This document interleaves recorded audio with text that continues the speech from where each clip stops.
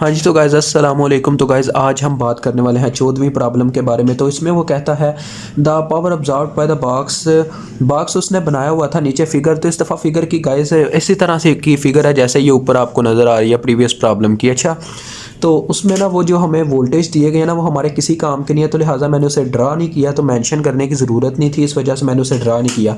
तो वो कहता है the power absorbed by the box is 0.1 ई की पावर -4t। यानी जो पावर अब्जॉर्ब की है बॉक्स ने, ये बॉक्स बैटरी होती है कोई, तो कितनी है 0.1 ई की पावर -4t वाट। ठीक है, आगे वो कहता है calculate the energy absorb by the box. आपने एनर्जी मालूम करनी है यानी डब्ल्यू मालूम करना है।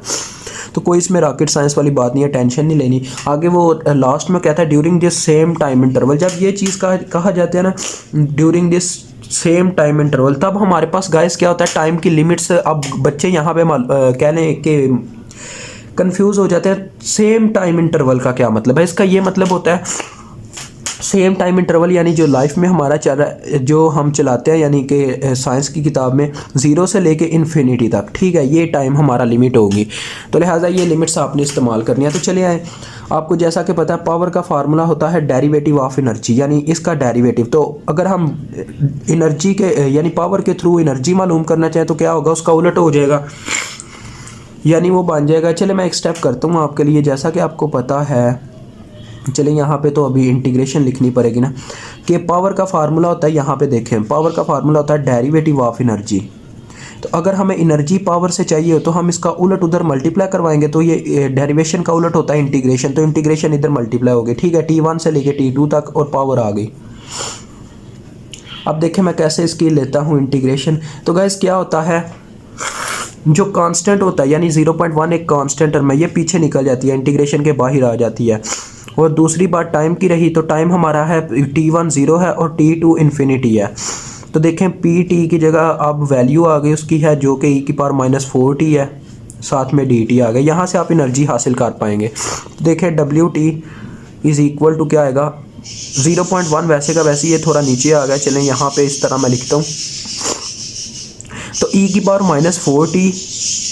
अब ये पता किस तरह से आना है, एक स्टेप चले मैं यहाँ पे करने लगा हूँ। देखें 0.1 वैसे का वैसे ही आना है, और उसके बाद e की पावर -4t का जब इंटीग्रेशन लिया जाता है एक दफ़ा उसे वैसे का वैसे लिखा जाता है। फिर जो उसके यानी ये जो आगे t एक वेरिएबल है ना जिसके लिहाज से डेरिवेशन हो रही है, उसके साथ जो भी कांस्टेंट मौजूद होता है इंटीग्रेशन में उससे डिवाइड करवा देते हैं। ये देखें -4 मौजूद था, मैंने -4 से डिवाइड करवा दिया, और यहाँ पे इस तरह से लिमिट्स लिखनी थी हमने 0 से इन्फिनिटी।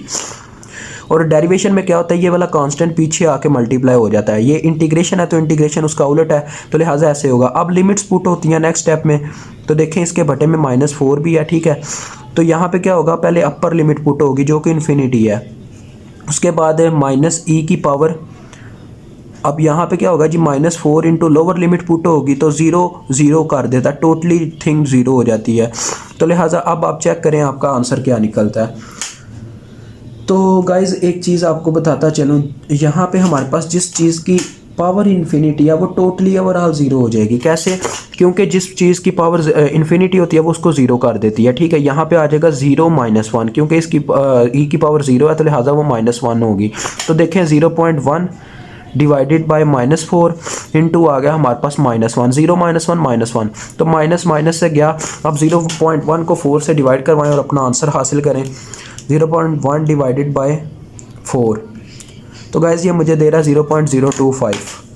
तो लिहाजा आपकी एनर्जी आ गई है 0.025 जूल। आप एक तो इसको इस तरह से लिख सकते हैं। ठीक है, दूसरा आप इस तरह से करें कि इस इशारिये को 3 कदम उठाकर आगे ले आएँ और इसको मिली में लिख लें। देखें 3 कदम अगर उठा के लाते हैं तो ये 25 के आगे आ जाती है। तो 0025 लिखने से बेहतर है आप डायरेक्ट 25 लिखें, क्योंकि 0 का पीछे कोई बाउंड नहीं रहता, कोई उसकी क्वांटिटी नहीं रहती, तो 25 मिली जूल लिखा जाएगा इसे। ठीक है, अब इस तरह से भी लिख रहे हैं, आपका ये भी आंसर दी बेस्ट है। इस तरह से लिखेंगे तो मैं कहता हूँ अल्ट्रा बेस्ट है।